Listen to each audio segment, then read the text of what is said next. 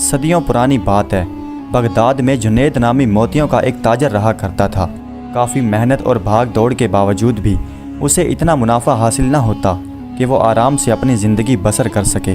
نہ جانے کیا بات تھی کہ بغداد میں اس کا کاروبار کسی بھی طرح سے چلنے یا اسے مناسب منافع دینے میں کامیاب ہی نہیں ہو رہا تھا۔ کافی سوچ بچار کے بعد اس نے فیصلہ کیا کہ وہ بغداد سے منتقل ہو جائے، اور پھر وہ اپنا سارا سامان لپیٹ کر بصرہ چلا آیا۔ اور پھر اس کا وہی کاروبار جو بغداد میں نہیں چلتا تھا وہ خوب چل نکلا، بلکہ دوڑنے لگا۔ 2-3 سال ہی میں جنید نے اپنے کاروبار سے، اپنی محنت اور مشقت سے اپنے کاروبار میں اضافہ کر لیا۔ جب ایسے ہی کچھ عرصہ گزر گیا تو اسے اپنے آبائی شہر بغداد کی یاد آئی۔ اس نے سوچا کہ مجھے بغداد سے آئے ہوئے کافی عرصہ ہو گیا ہے اور اب یہاں میرا کاروبار بھی اچھا چل نکلا ہے، چلو کچھ دن کے لیے بغداد چلا جاتا ہوں، قریبی عزیز و اقارب اور اپنے پرانے دوستوں سے مل آؤں۔ یہ خیال آتے ہی اس نے اپنا بصرہ میں پھیلا ہوا کاروبار سمیٹا اور بغداد جانے کے لیے تیار ہو گیا۔ جنید جب بغداد سے بصرہ آیا تھا تو اس کی جیب میں چاندی کے صرف چند سکے تھے اور اب اس کے پاس چاندیوں کا ایک تھیلا تھا۔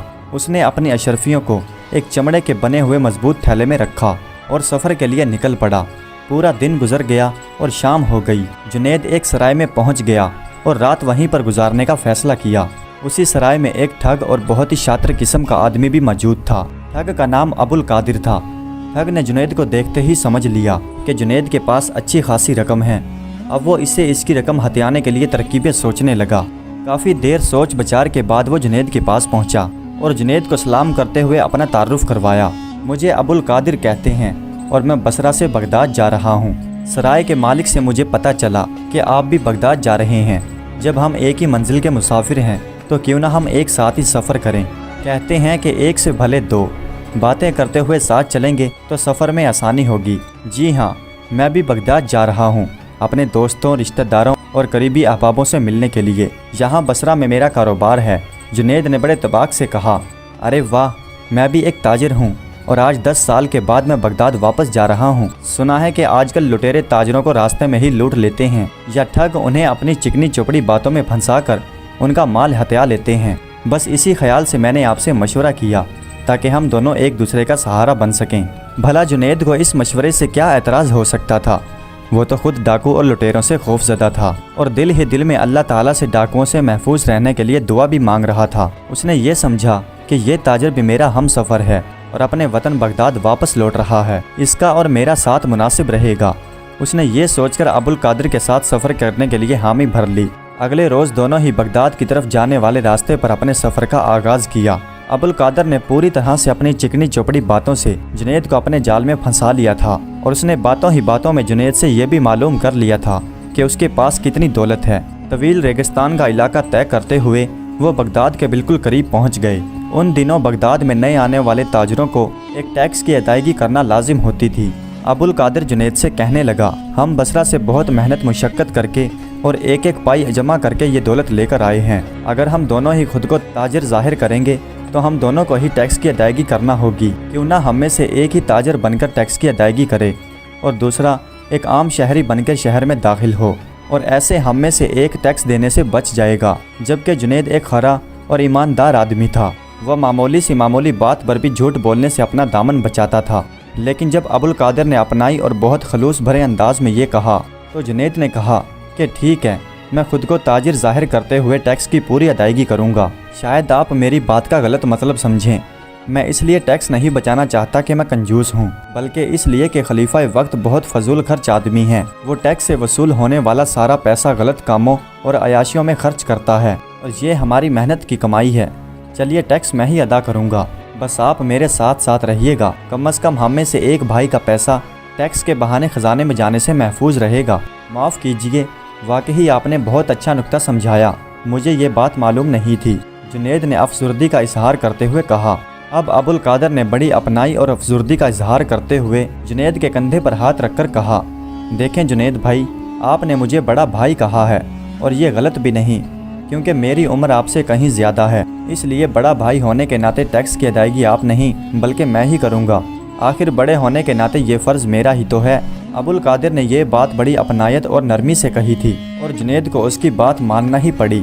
اب وہ بغداد میں داخل ہونے والے بڑے دروازے کے سامنے پہنچ گئے۔ جناب، میں بصرہ کا ایک بہت بڑا تاجر ہوں اور میں 10 سال کے بعد بغداد واپس آیا ہوں۔ میرے پاس میری ملکیت میں 15,000 اشرفیاں ہیں اور یہ میرا ملازم جنید بن ولید ہے۔ ابوالقادر نے دروازے پر کھڑے ملازم سے کہا، ٹھیک ہے، آپ ٹیکس کے طور پر 10 اشرفیاں جمع کروا دیں۔ دروازے پر کھڑے ملازم نے کہا، 10 اشرفیاں؟ یہ کہتے ہوئے عبدالقادر زور سے چیخا، حد مچا رکھی ہے تم نے، میں 10 اشرفیوں کا ٹیکس ادا نہیں کر سکتا۔ اگر آپ 10 اشرفیوں کا ٹیکس ادا نہیں کر سکتے تو آپ شہر میں بھی داخل نہیں ہو سکتے۔ دروازے پر کھڑے ملازم نے اسے سمجھاتے ہوئے کہا، لیکن اتنا بھاری ٹیکس؟ یہ ٹیکس نہیں بلکہ عوام کا خون چوسنے کی بات ہے۔ ابوالقادر نے تیکھے سے انداز میں کہا، جناب یہ غلط فہمی ہے آپ کی، حکومت کسی سے کوئی ٹیکس نہیں لیتی، یہ بس تاجر حضرات پر ہی لاگو ہے اور اسی رقم سے حکومت ترقیاتی کام کرتی ہے، عوام کو سہولتیں فراہم کرنے کی کوشش کرتی ہے۔ دروازے پر کھڑے ملازم نے پھر سے اسے سمجھانے کی کوشش کی، ارے تم تو خلیفہ کے ہی حق میں بات کرو گے، تم سے زیادہ خلیفہ کو میں جانتا ہوں، وہ عوام کی بھلائی کے نام پر تاجروں کو لوٹ رہا ہے۔ ابوالقادر نے اسی انداز میں کہا، خبردار، اگر آپ نے ایک لفظ اور خلیفہ کے خلاف کہا تو یہ آپ کے لیے اچھا نہیں ہوگا۔ دروازے پر کھڑے ملازم نے غصے بھرے انداز میں کہا اور غصے کے مارے اس کا چہرہ سرخ ہو گیا اور بات بھی بہت بگڑ گئی۔ جنید بن ولید نے آگے بڑھ کر ان دونوں کے درمیان بچ بچاؤ کروایا اور وہ ابوالقادر کو لے کر شہر میں داخل ہو گیا۔ بصرہ جاتے وقت جنید اپنا پرانا گھر بھی فروخت کر گیا تھا، اس لیے اسے رات گزارنے کے لیے کسی سرائے میں قیام کرنا پڑا۔ ابوالقادر کی بھی کچھ یہی کیفیت تھی، دونوں رات گزارنے کے لیے ایک سرائے میں ٹھہر گئے۔ سرائے پہنچ کر ابوالقادر نے دونوں کا سامان ایک کمرے میں رکھوا دیا اور پھر اپنی جیب سے چاندی کی 10 اشرفیاں نکالتے ہوئے بولا، لو یہ رکھ لو۔ کس لیے؟ جنید نے حیران ہو کر سوال کیا۔ یہ تمہاری تنخواہ ہے۔ کیسی تنخواہ؟ ارے بھائی تم میرے ملازم جو ہو، ابوالقادر نے ہنستے ہوئے کہا۔ جنید مسکراتے ہوئے بولا، میں مذاق نہیں کر رہا، میں پوری طرح سے سنجیدہ ہوں۔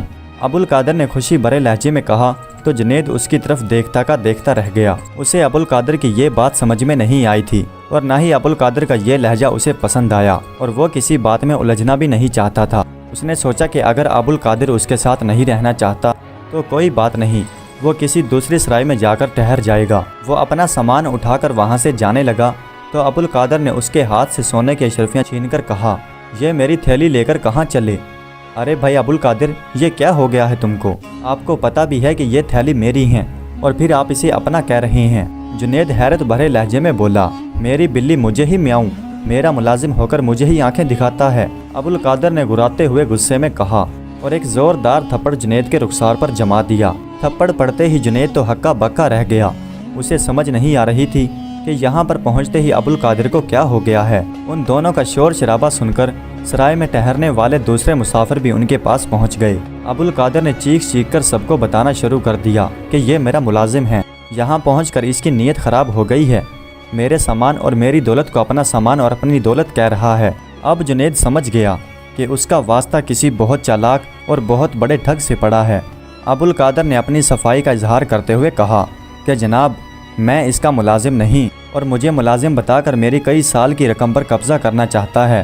یہ سنتے ہی ابوالقادر جنید کے ساتھ مرنے مرانے کی باتیں کرنے لگا۔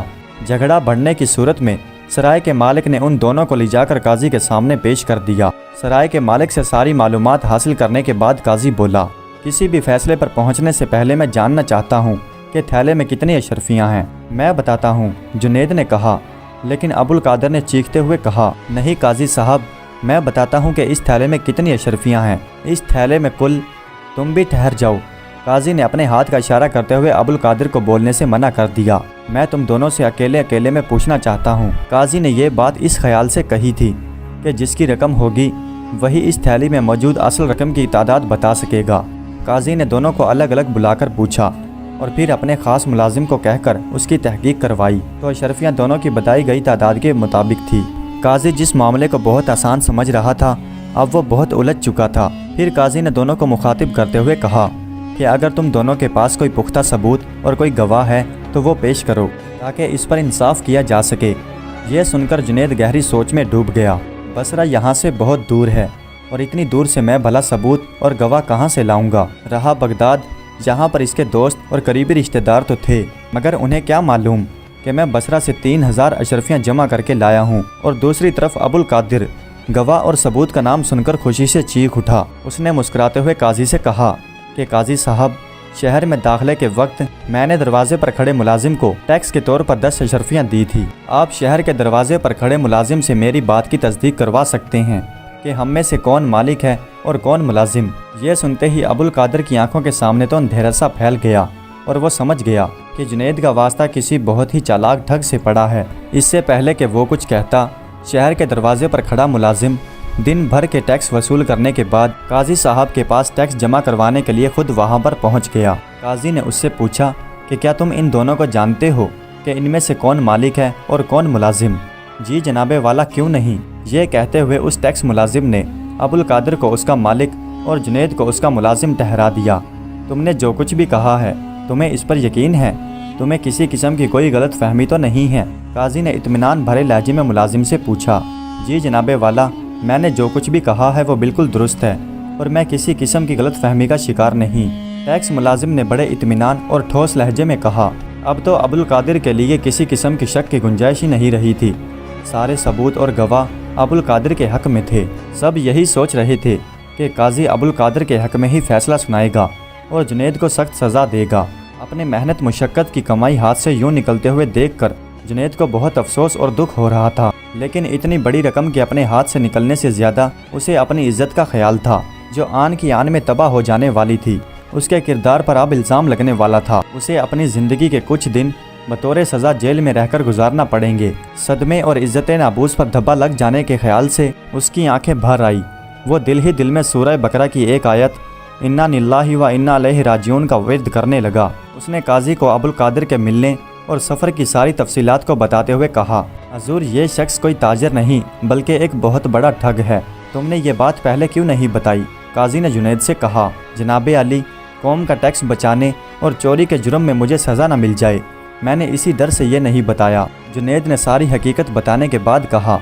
یہ سن کر ابو القادر چیخ اٹھا۔ اس نے کہا، حضور، اس نے یہ کہانی اپنی طرف سے گڑھی ہے، یہ لوگوں کا دل جیتنے اور اپنے آپ کو سچا ثابت کرنے کے لیے ایسا کہا ہے۔ قاضی بہت ذہین اور سمجھدار تھا اور وہ اپنے فیصلے میں کسی قسم کی جلد بازی نہیں کرنا چاہتا تھا۔ اس نے کچھ دیر سوچا اور پھر کہا کہ ٹھیک ہے، میں اس کا فیصلہ کل سناؤں گا، کیونکہ ساری تحقیقات کرنے کے بعد ابو القادر ہی اس تھیلی کا مالک لگ رہا ہے، اس لیے اس نے تھیلی ابو القادر کے حوالے کروا دی، لیکن ان دونوں کو اپنی عدالت سے کہیں اور چلے جانے کی اجازت نہیں دی اور اپنے مہمان خانے میں رکھوا کر ان کی رکھوالی کے لیے اپنے پہرے دار مقرر کر دیے۔ ابو القادر کو اپنی سوچ سمجھ کر کی گئی سازش پر مکمل اعتماد تھا، جبکہ جنید کو اپنی محنت اور اللہ پاک کی رحمت پر بھروسہ تھا۔ وہ دل ہی دل میں انا للہ و انا الیہ راجعون کا ورد کرتا رہا اور پھر آرام سے نیند کی آگوش میں سما گیا۔ رات اپنا آدھا سفر طے کر چکی تھی کہ ابو القادر ابھی تک نہیں سو سکا تھا۔ آہٹ سن کر اٹھ بیٹھا اور اپنے سامنے قاضی صاحب کو پا کر بولا، ارے قاضی صاحب آپ؟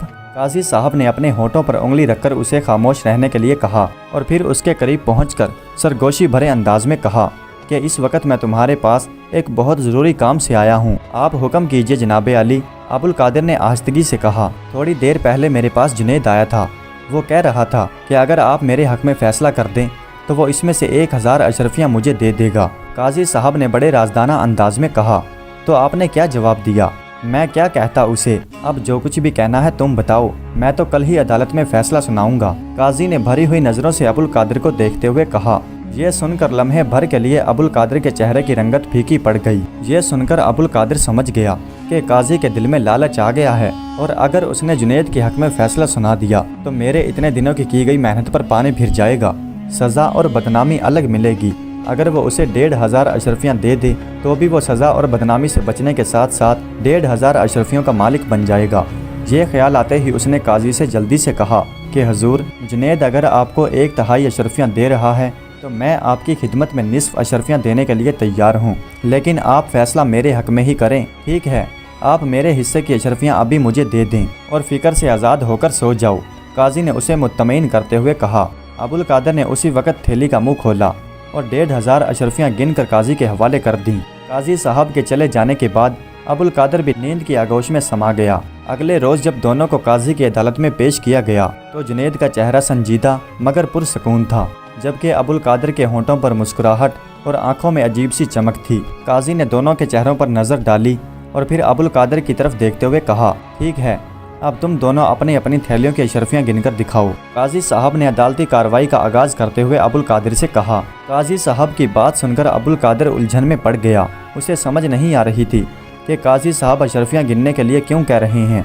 उसे सोच में डूबा हुआ देखकर काजी ने अपनी बात फिर दोहराई और कहा, अबुल कादिर क्या बात है, किस सोच में गुम हो? अपने कौल के मुताबिक अपनी थैली में मौजूद 3000 अशरफियाँ गिनकर मुझे दिखाओ। ये सुनकर तो अबुल कादिर के होश ही उड़ गए। उसकी थैली में तो सिर्फ 1500 ही अशरफियाँ बची थी। अब अगर वो ये कहता कि उसकी अशरफियों में से 1500 अशरफियाँ काजी ने ले ली हैं तो कोई भी उसकी बात पर यकीन नहीं करेगा। काजी उसे झूठ बोलने और गलत बयानी से काम लेने के जुर्म में उसे सजाए कैद सुना देगा। अबुल कादिर को खामोश खड़ा देखकर काजी ने अपने 2 सिपाहियों को हुक्म दिया कि अबुल कादिर के हाथ से थैली लेकर पूरी अदालत के सामने अशरफियाँ गिने। सिपाहियों ने हुक्म की तामील की और अशरफियाँ गिनना शुरू कर दी। गिनती ख़त्म हुई तो थैली में सिर्फ 1500 अशरफियाँ थी। बाकी अशरफियाँ कहाँ हैं? काजी ने अबुल कादिर से पूछा। काजी साहब की बात सुनकर अबुल कादिर हक्का बक्का रह गया और सज़ा के खौफ से उसकी आंखों के आगे अंधेरा छाने लगा। उसके कानों के सामने साएं साएं की आवाज़ गूंजने लगी। उसकी हालत देखकर काजी ने कहा, शायद तुम मेरा जवाब देने की पोजीशन में नहीं हो। सुनो, मैं बताता हूँ कि इस थैली की बाकी 1500 अशरफियाँ कहाँ हैं। ये कहकर काजी साहब ने एक सिपाही को इशारा किया और उसने अंदर से एक और अशरफियों की थैली लाकर सबके सामने उलट दी। जब वो अशरफियाँ भी गिनी गई तो वो भी पूरी 1500 थी। गिरफ्तार कर लो इस धोखेबाज को, बड़ा होशियार और चालाक बनता था। ये कहते हुए काजी साहब ने उसे गिरफ्तार करने का हुक्म दिया और हुक्म की तामील करते हुए सिपाहियों ने अबुल कादिर के हाथों में हथकड़ियाँ पहना दी। अदालत में मौजूद किसी की समझ में भी ये नहीं आ रहा था कि ये सब कुछ कैसे हुआ। अचानक से अबुल कादिर मुजरिम कैसे साबित हो गया, जबकि सारे गवाह और सबूत तो उसी के हक में थे। अब काजी साहब ने अपने फैसले की वजाहत करते हुए अदालत में मौजूद सभी लोगों को बताया कि रात को वो पहले जुनैद के कमरे में गए। वो आराम और सुकून की नींद सो रहा था। मैंने उसे जगाकर कहा कि वो मेरे साथ सौदा तय कर ले, मैं फ़ैसला उसके हक में कर दूंगा। लेकिन उसने साफ इनकार कर दिया कि शर्फी भी बतौर रिश्वत नहीं दूंगा। उसे अपने अल्लाह और उसकी रहमत पर पूरा यकीन है। मैं अपने माल की ज़कात अदा करता रहता हूँ। ये मुझे मेरे झूठ बोलने और हुकूमत का टैक्स बचाने की सज़ा मिली है। मैं झूठ बोलकर ये दूसरा जुर्म नहीं करना चाहता। और फिर जब मैं अबुल कादिर के कमरे में पहुंचा तो ये जाग रहा था और मेरी आवाज़ सुनते ही ये उठ बैठा और मैंने इसे ये बताया कि जुनैद मुझे 1000 अशरफियाँ देने के लिए तैयार है। अबुल कादिर ने मुझे 1000 अशरफियों की पेशकश की और आधी अशरफियाँ मुझे गिनकर भी दे दी। ये 1500 अशरफियाँ ही हैं जो इसने बतौर रिश्वत मुझे अदा कर दी और यही उसके जुर्म और इसकी साजिश का सबूत हैं। वाकई जुनैद इन अशरफियों का मालिक है और ये धोखेबाज ठग है। काजी साहब की वजाहत सुनकर अबुल कादिर का सर शर्म से झुक गया और जुनैद का मुरझाया हुआ चेहरा खिल उठा। काजी साहब ने उसे अशरफियों की थैली देते हुए कहा, टैक्स बचाने के जुर्म में तुम्हें बतौर सज़ा 50 अशरफियाँ जमा करवानी पड़ेंगी। अब तो सभी काजी साहब के इंसाफ और उनकी जहानत की तारीफ़ें करने लगे और ऐसे एक सच्चे और ईमानदार आदमी को उसका हक मिल गया। प्यारे दोस्तों, उम्मीद करता हूँ कि ये वीडियो आपको पसंद आई होगी। अगर वीडियो अच्छी लगी हो तो कमेंट्स में अपनी राय का इजहार ज़रूर कीजिएगा। हमारे चैनल को सब्सक्राइब कर दीजिएगा। वीडियो देखने का बहुत बहुत शुक्रिया।